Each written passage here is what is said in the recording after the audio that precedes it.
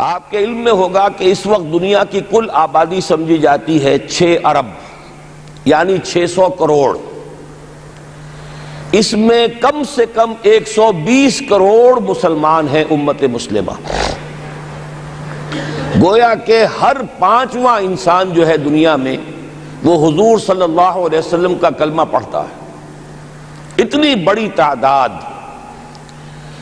اس کے ساتھ ہی کتنا بڑا علاقہ جو ہے اس زمین کا وہ اللہ تعالیٰ نے اس امت کے قدموں تلے رکھا ہے. اگر آپ نے نقشہ دیکھا ہو دنیا کا تو آپ کو معلوم ہونا چاہیے کہ شمال میں جو بہت بڑا یہ نظر آتا ہے سائبیریا اور روس کا علاقہ، یہ سب غیر آباد ہے. اس طرح شمالی امریکہ میں بھی کینیڈا سے اوپر بڑے بڑے آپ کو بر اعظم سے نظر آئیں گے، یہ سب غیر آباد ہیں. جو آباد علاقہ ہے دنیا کا اور جو زرخیز علاقہ ہے دنیا کا، اس کا کتنا بڑا حصہ ہے کہ جو امت محمد صلی اللہ علیہ وسلم کے قدموں تلے. انڈونیشیا ملائیشیا سے چلے آئیے، اس کے بعد مسلسل چاہے کہیں مسلمان اقلیت میں تھوڑے بہت ہیں، لیکن پھر بنگلہ دیش آتا ہے، بڑی عظیم اکثریت کا ملک ہے. پھر بھارت میں اگرچہ اقلیت میں ہے لیکن 20 کروڑ مسلمان بھارت میں اس وقت ہے. پھر جو پاکستان سے شروع ہوا سلسلہ، افغانستان، ایران، چلتے جائیے ادھر ترکستان، چینی ترکستان، روسی ترکستان، پھر آگے چلیے عالم عرب، افریقہ کا پورا شمالی علاقہ، افریقہ کا تقریباً سارا وسطی علاقہ. یہ سب کیا ہے؟ کتنا بڑا رقبہ ہے اور ہر طرح کی نعمت اللہ نے دی ہے.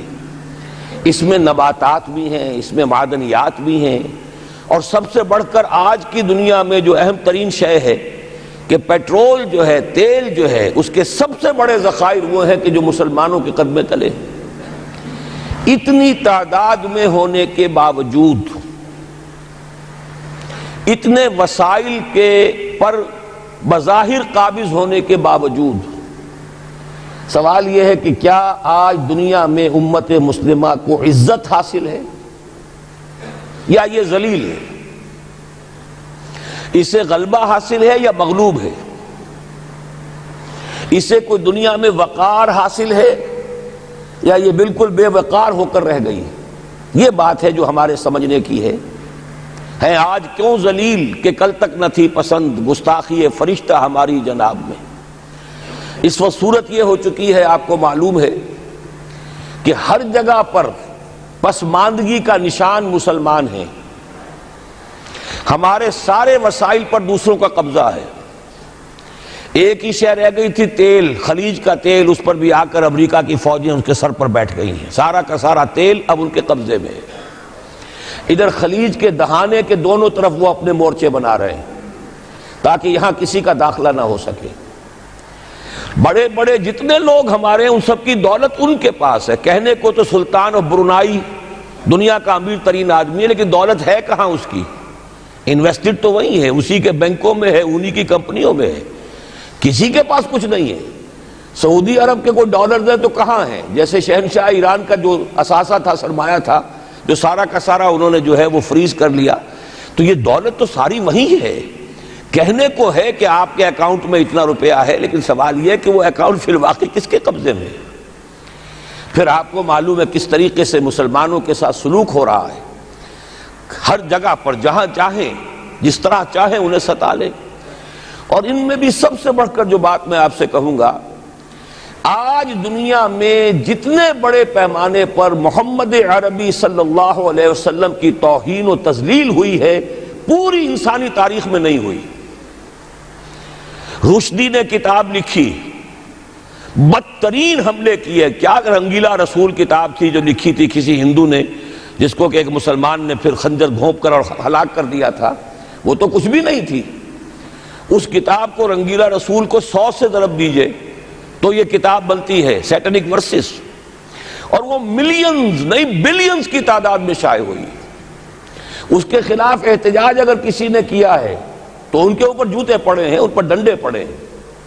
پوری مغربی دنیا اس کے پیچھے آ گئی ہے، سپورٹ کیا ہے. لے دے کے ایک ملک نکلا ایران، اس نے کم سے کم یہ کہ اس کے قتل کا فتویٰ تو دیا، لیکن کیا کرے، قتل کرنے کی تو نوبت نہیں آئی. پورا عالم عیسائیت اس کی پشت پناہ ہے، اس کی مدد کر رہا ہے. یہ اتنی بڑی توہین محمد رسول اللہ صلی اللہ علیہ وسلم کی اور آپ کی ازواج مطہرات کی اور یہ بظاہر ایک ایسے شخص کے ہاتھوں جس کا نام مسلمانوں کا سا ہے، اس کا اتنا بڑے پیمانے پر ہونا، اور پھر یہ کہ مسلمان 120 کروڑ ہونے کے باوجود کچھ نہیں کر سکتے۔ میں وہ چیزیں نہیں گنوانا چاہتا کہ 15 لاکھ جو ہیں وہ ہمارے افغان بھائی جو ہیں انہوں نے جانیں دیں، فائدہ کس کو پہنچا؟ تاحال امریکہ کو، کہ اس کی جو مد مقابل قوت تھی USSR وہ ختم ہو گئی۔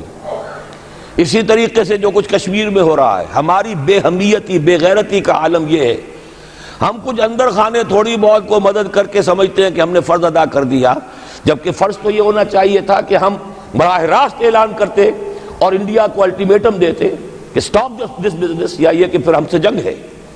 جنگ کا نتیجہ تو پھر اللہ جس کو چاہے دے گا، اگر انسان اللہ تعالیٰ پر اعتماد رکھتا ہو، توکل رکھتا ہو، اپنے موقف کی حقانیت پر بھی اسے یقین ہو، تو کم من فیۃ قلیلۃ غلبت فیۃ کثیرۃ، تاریخ میں ہمیشہ ہوتا آیا ہے کہ چھوٹی قوتیں جو ہیں ان کو غلبہ اللہ نے عطا کیا ہے بڑی قوتوں پر، لیکن بے غیرتی کا عالم یہ ہے، بے حمیتی کا عالم یہ ہے۔ زبانی کلامی ہم سے بڑا ہمدرد کوئی نہیں مسلمانان کشمیر کا، جس لیڈر کو دیکھو بڑھ چڑھ کر بیان دے گا، لیکن عملاً ہم کیا کر رہے ہیں؟ یہ ساری صورتحال جو میں نے آپ کو بتائی ہے، ویسے تو اب یہ کہ اگر اس میں ایک خاکہ سا میں نے آپ کے سامنے رکھا ہے، اس میں رنگ بھروں تو ظاہر ہے کہ یہ پورا گھنٹہ اسی میں لگ جائے گا، لیکن جو اس کا اصل لب لباب ہے وہ یہ ہے کہ ہم اپنی جگہ بڑے خوش ہیں کہ ہم امت مرحوم ہیں، ہم تو امت محمد ہیں صلی اللہ علیہ وسلم، ہم تو اللہ کے پیارے ہیں، ہم اللہ کے لاڈلے ہیں، ہمیں اللہ کی شفاعت، ہمیں اللہ کے رسول کی شفاعت بھی ملے گی، جنت تو گویا کہ ہمارا پیدائشی مقام ہے۔ یہ سارے جو بھی ہمارے ذہنوں کے اندر ہیں خیالات، اور یہ جو ہمارے من گھڑت عقائد ہیں، آپ سوچئے کہ جب ہم جو آبجیکٹیو کنڈیشنز ہیں، گیون کنڈیشنز ہیں، جو سامنے کے حالات ہیں، ان سے جب تقابل کرتے تو معاملہ بہت مختلف ہے۔ یہ کیوں ہے؟ اصل میں سوال جب تک آپ اپنے سامنے نہیں رکھیں گے، اس کا جواب جو ہے اب اس پر غور کیجئے، کیوں ہے؟ کیا اللہ تعالیٰ کو محمد الرسول اللہ کی عزت و حرمت پیاری نہیں ہے؟ کیا محمد الرسول اللہ اللہ کے پیارے نہیں ہیں؟ حبیب رب العالمین نہیں ہے؟ کیا اللہ تعالیٰ کو کفار سے زیادہ محبت ہے؟ کیا وجہ ہے؟ رحمتیں ہیں تیری اغیار کے کاشانوں پر، اور برف گرتی ہے تو بیچارے مسلمانوں پر۔ سائنس میں وہ آگے ہیں، مالیات پر ان کا شکنجہ کسا ہوا ہے پوری دنیا پر، تہذیب ان کی ہے، تمدن ان کا ہے، ہم تو ان کے کیمپ فالوورز ہیں، نقش قدم پر چل رہے ہیں، ہم تو ان کی صرف یہ کہ نقالی کر رہے ہیں۔ تو سوچئے وجہ کیا ہے؟ کیا اللہ کو کفر زیادہ پسند ہے اسلام سے؟ کیا اللہ کو محمد الرسول اللہ صلی اللہ علیہ وسلم کی عزت و حرمت کا کوئی خیال نہیں؟ سوچنے کی بات ہے۔ ظاہر بات ہے کہ ان سوالات کا جواب تو ہاں میں آپ نہیں دے سکتے، یقیناً ایسا نہیں ہے۔ بہرحال وہ کافر ہیں، وہ اللہ کو نہیں مانتے، اللہ کے رسول کو نہیں مانتے، چلیے اللہ کو کسی نام سے مان لیا، گاڈ کہہ دیا، لیکن اللہ کے رسول کو تو نہیں مانتے۔ ایمان کا سارا دار و مدار تو رسالت پر ہے، اللہ کے اس کلام کو تو نہیں مانتے، اور اس کے باوجود ان کے لیے عزت ہے، رحمتیں ہیں تیری اغیار کے کاشانوں پر، برف گرتی ہے تو بیچارے مسلمانوں پر۔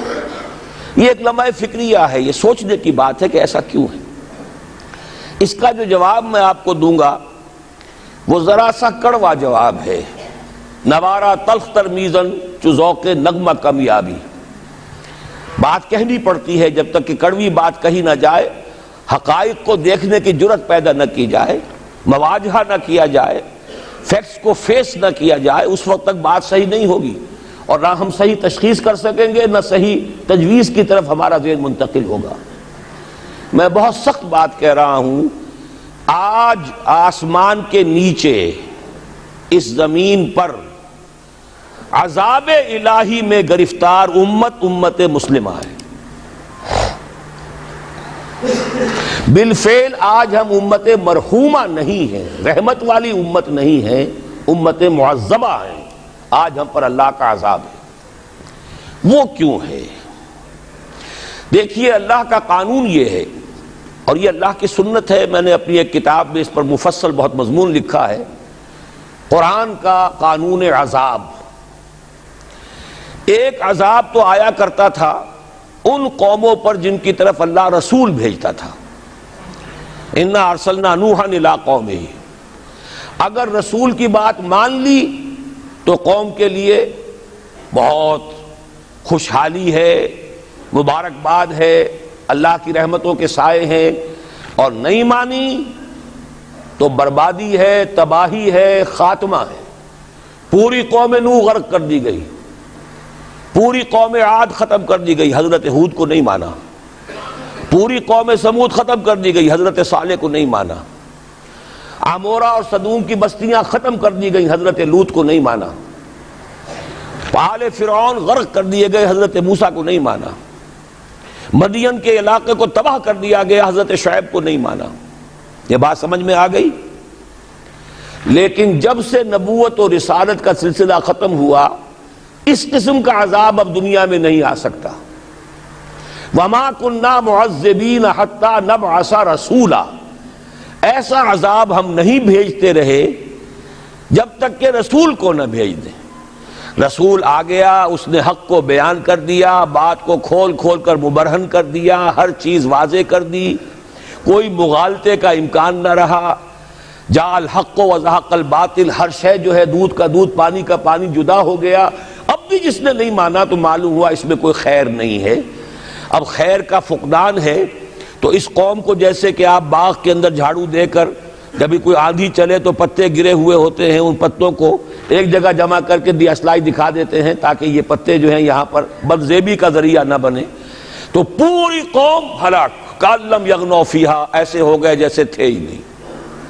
یہ عذاب اب نہیں آئے گا، اس لیے کہ آخری نبی، آخری رسول محمد الرسول اللہ صلی اللہ علیہ وسلم۔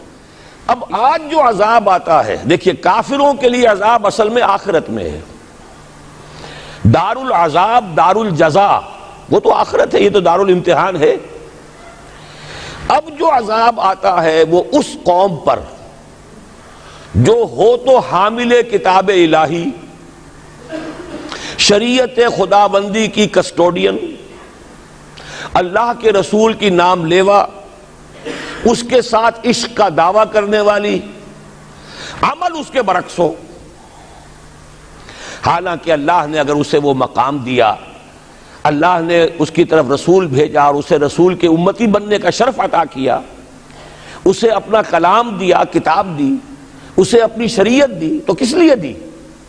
تاکہ اس پر خود بھی عمل کریں، اسے دوسروں تک بھی پہنچائیں۔ وہ گویا کہ اس روئے ارضی پر وہ امت، وہ قوم اللہ کی نمائندہ قوم ہوتی ہے، ریپرزنٹیٹو ہوتی ہے۔ اے انسانوں، ہمارے پاس ہے تمہارے خالق اور مالک اور پروردگار کا قانون، ہمارے پاس ہے اس کی ہدایت، ہمارے پاس ہے اس کی کتاب، ہمارے پاس ہے اس کے رسول کا اسوہ۔ آؤ ہماری طرف، ہمیں جانچو، ہمیں پرکھو، ہمیں دیکھو، ہم واقعتاً اسی کتاب کے مطابق چل رہے ہیں نا؟